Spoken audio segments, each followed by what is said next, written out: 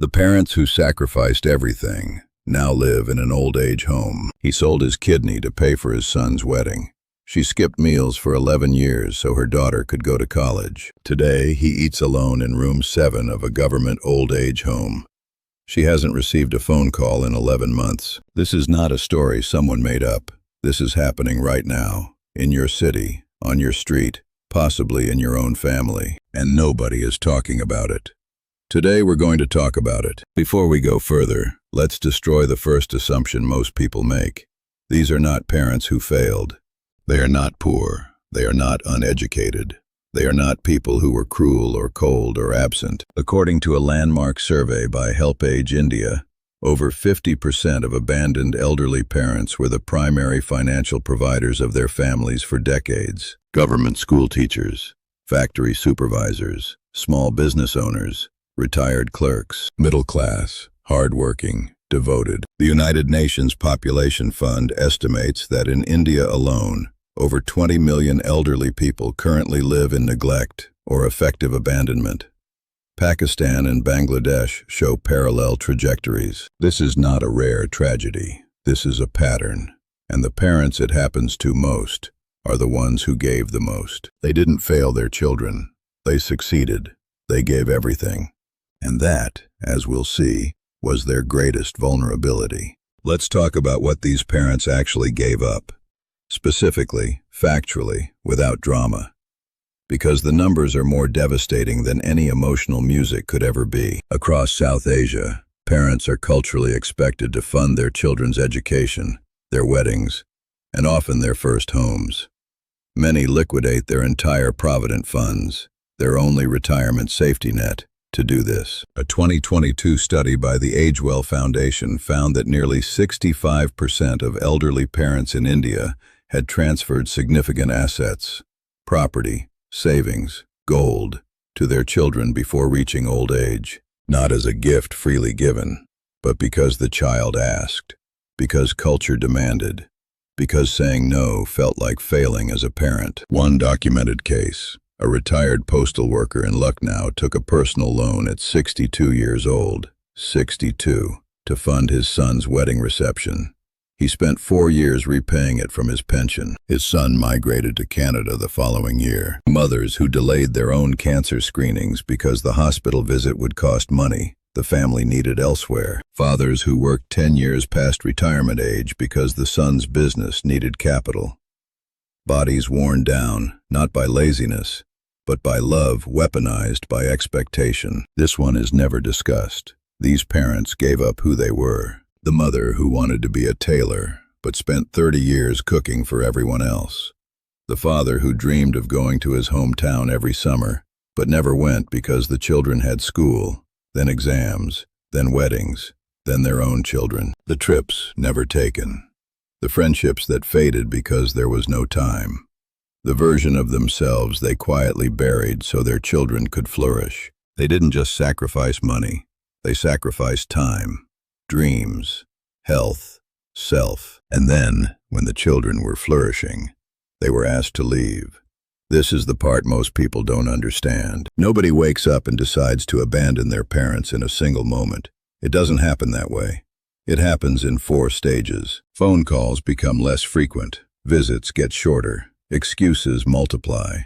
Work is busy. The kids have activities. The parent notices but says nothing. They already feel like a burden. At some point, sometimes framed warmly, sometimes not, the child raises the issue of property. The house should be transferred. Just to keep things simple, the parent, who still believes in the child completely, signs. According to India's Ministry of Social Justice, property disputes are the single most common trigger event in elder abandonment cases. A third party, a spouse, a partner, begins to make the parent feel unwelcome. Small things at first, then not so small. The parent's presence is reframed as interference. It is rarely said directly. It is suggested, implied. There's a very nice facility nearby. You'd have people your own age there. And the parent, who has spent a lifetime putting everyone else first, agrees. They pack a bag. They don't make a scene.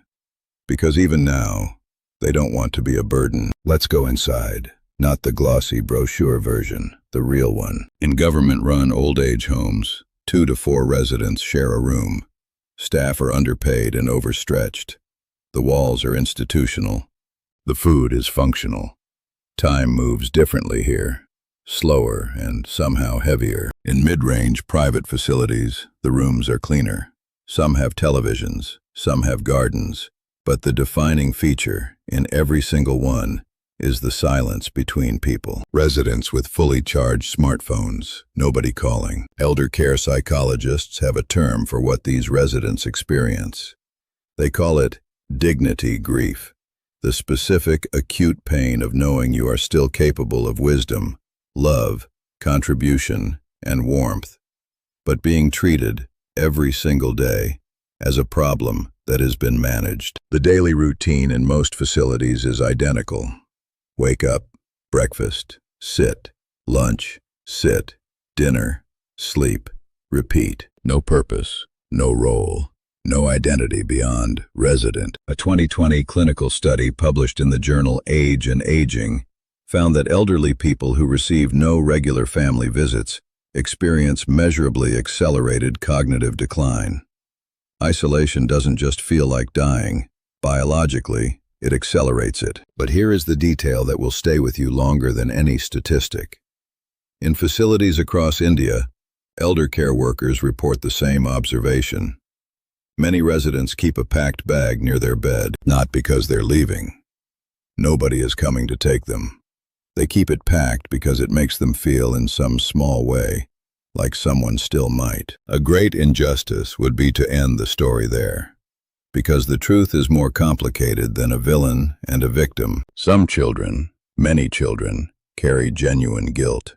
They tell themselves they made the right call, that the facility is clean, that nurses are better equipped than they are, that their parents are safer there. Some are right.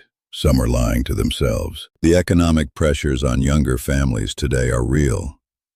Dual-income households working punishing hours, tiny urban apartments, children with their own children. The architecture of modern life was not built for multi-generational living, and that is not entirely anyone's fault. But economics doesn't explain everything. A 2021 Pew Research study found that younger adults across South Asia are increasingly identifying the nuclear family, spouse and children, as their primary unit of loyalty. Not parents, not elders. This is a documented, measurable cultural shift, one generation wide. And there is one more uncomfortable truth. Many of these parents, devoted as they were financially, were emotionally unavailable. They worked, they provided, they sacrificed, but they never learned to be present, to listen, to connect.